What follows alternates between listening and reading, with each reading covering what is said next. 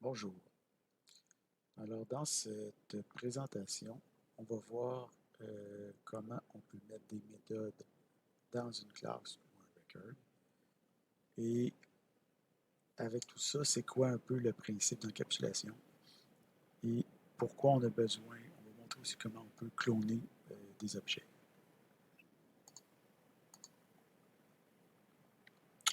Donc, on se rappelle que dans un programme, on a des expressions, des instructions, des déclarations. Parmi les déclarations, on a déclaration de données, de fonctions et de types. Parmi les déclarations de fonctions, on a des fonctions locales, on a des fonctions membres, communément appelées méthodes, et on a des constructeurs. Et parmi les fonctions membres, on a des membres statiques. On a déjà vu ça dans les classes statiques. Et on a des fonctions non statiques. Là, c'est ici, c'est sur ces fonctions-là qu'on va s'attarder dans ce document-là. Donc, puisque la majorité des fonctions membres, en fait, sont non statiques de manière générale, on ne prendra pas la peine de spécifier dans la suite de ce document-là qu'on est en train de traiter de fonctions membres non statiques. On va juste dire fonction membre ou méthode, et on va même des fois juste dire fonction, en tout cas fonction membre, méthode, étant sous-entendu qu'on parle dans ce cas-là de fonctions non statiques. Sauf si, bien sûr, on se retrouvait dans le contexte d'une classe statique. Ça vaut dans ce document-là, puis ça vaut jusqu'à la fin du cours. Donc, supposons qu'on a une personne ici qui est vieillissante. Donc, elle peut vieillir, ça veut dire que son nom va rester immutable, en supposant que ce soit le cas, et que l'âge, par contre, va être mutable. Donc, on a notre record personne avec un nom, un âge, et on va rendre l'âge mutable. Donc, on va modifier la propriété âge pour la rendre getSet et non pas seulement getInit. Donc, set pour être capable de la modifier au cours de l'existence de l'objet. Okay? Donc, étant donné qu'on a une personne dont l'âge est modifiable, on peut se définir une fonction locale ici qui permet de vieillir cette personne-là. Donc, si on veut vieillir la personne, on va faire personne.âge++. Donc, ça va faire vieillir la personne d'un an.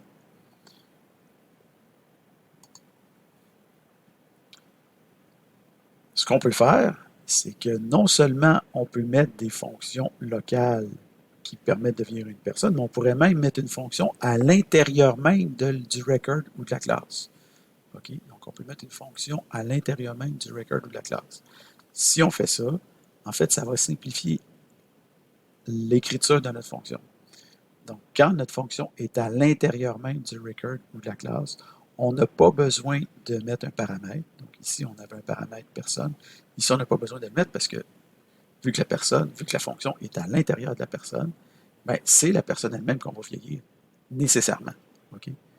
Donc, ensuite de ça, quand on veut ici vieillir, incrémenter l'âge, bien, vu qu'on est dans la personne, on peut directement incrémenter la propriété âge comme ceci dans le corps de la fonction. Donc, et cette fonction-là, étant à l'intérieur d'une classe, on peut appeler ça une fonction membre ou carrément une méthode. Donc ici, on a une fonction locale et ici, on a une méthode, donc une fonction membre. Okay, donc si on veut maintenant invoquer ces fonctions-là, il va y avoir une légère différence. Quand on veut appeler la fonction locale, on va dire, d'abord on définit une variable Yoda ici, donc on crée une nouvelle personne. Après ça, on va vieillir Yoda en passant Yoda en argument. Ça, c'est une invocation classique. Par contre, si on veut appeler la méthode, ce qu'on va faire, c'est qu'on va plutôt utiliser l'invocation objet. En fait, on est obligé d'utiliser ce type d'invocation-là. On est obligé de faire Yoda.vieillir. Donc, on appelle la méthode vieillir qui appartient à la classe ou au record Yoda. Okay, donc, voici ce qu'on a fait.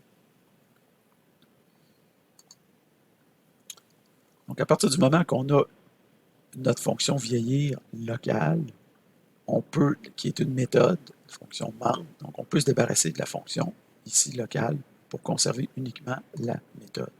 Donc, on se retrouve avec ce modèle-là. Okay. Donc, on va parler maintenant de ce qu'on pourrait appeler des objets intelligents, okay, Smart Objects. Donc, à partir du moment où on commence à ajouter des méthodes dans des objets, des records ou des classes, On considère généralement que ces objets-là deviennent en quelque sorte intelligents. Donc, les objets intelligents ne dépendent pas de fonctions externes pour être transformés, mais ils dépendent de leurs propres méthodes internes. Cette approche permet de pousser plus loin le principe d'encapsulation.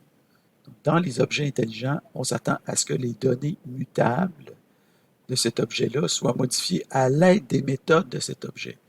Et pour cette raison, on doit limiter la mutabilité externe de ces propriétés mutables-là. Autrement dit, par exemple, ici, l'âge ici est mutable. Et on a une méthode ici qui permet de vieillir la personne. Mais on peut encore, à partir de l'extérieur de la méthode, on peut encore vieillir la personne directement en modifiant son âge à partir de l'extérieur de la personne. Mais ça, on considère qu'en programmation objet, c'est pas bon de faire ça. On ne peut pas modifier les propriétés directes des propriétés. Dans les objets intelligents, on ne peut pas modifier leurs propriétés à partir de l'extérieur directement, en fait. Sauf, on va voir plus loin qu'il y a certaines exceptions à ça, là, mais en général, okay, on ne devrait pas pouvoir faire ça. Okay? Donc, c'est pour ça que ce qu'on fait dans ces circonstances-là, c'est qu'on va prendre notre propriété ici, puis on va dire qu'elle est get. Donc, on peut accéder à cette propriété-là, de l'extérieur, mais private set. Donc, on ne peut pas la modifier extérieurement à l'objet. On peut juste la modifier intérieurement à l'objet. Okay? Donc, ça, c'est très important. Donc, c'est là qu'on dit que notre objet devient encapsulé. Donc, notre objet est encapsulé à partir du moment où ses propriétés et ses champs ne sont pas modifiables si c'est des champs mutables. Okay? À partir du moment où c'est des champs ou des propriétés mutables, elles ne sont pas mutables extérieurement à l'objet. Elles doivent être absolument modifiées à partir des méthodes qui font partie de l'objet. Okay? À partir des fonctions membres ou à partir des méthodes, comme on a ici. Donc, ce faisant, notre objet devient publiquement lisible, mais privément modifiable. Okay? Publiquement lisible, mais privément modifiable. Par exemple, si on voulait rajouter à nouveau notre fonction non-membre locale, comme vieillir ici, puis qu'on essayait de modifier l'âge de la personne, mais à partir de l'extérieur du record ou de la classe, si on essaie de faire ça, on va avoir une erreur. Okay? The property person.age cannot be used in this context because the set accessor is inaccessible. Vu que c'est privé, c'est inaccessible. Okay? Set accessor, propriété private set, est inaccessible.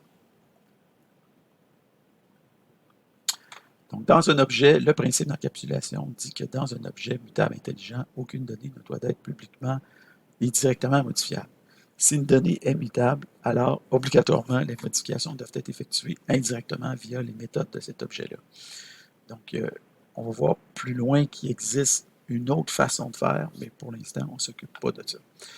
Donc, les techniques et astuces suivantes sont utilisées pour faire respecter ce principe. Donc, des méthodes définies dans la classe elle-même, comme on vient de le voir, des propriétés publiques get, private set, comme on vient de le voir, des champs et propriétés entièrement privés, des constructeurs, des accesseurs, comme les getters, des setters, un accès restreint aux collections de données via des interfaces, lever des exceptions lorsque les règles d'utilisation sont bafouées. Puis il y aurait peut-être un autre moyen que j'ai oublié de mentionner, c'est les propriétés set.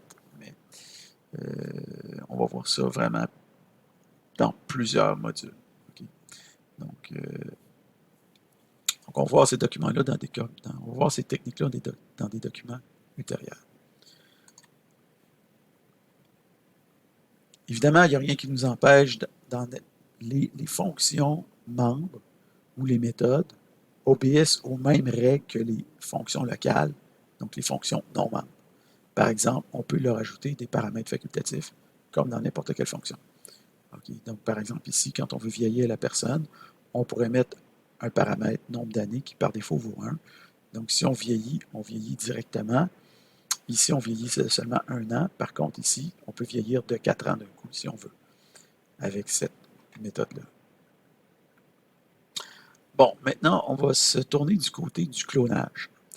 Donc, cloner un objet, c'est créer une copie identique d'un objet existant. Donc, l'intérêt de pouvoir cloner un objet se manifeste uniquement pour les objets mutables, parce que si immutable, vous n'avez pas aucun intérêt à cloner.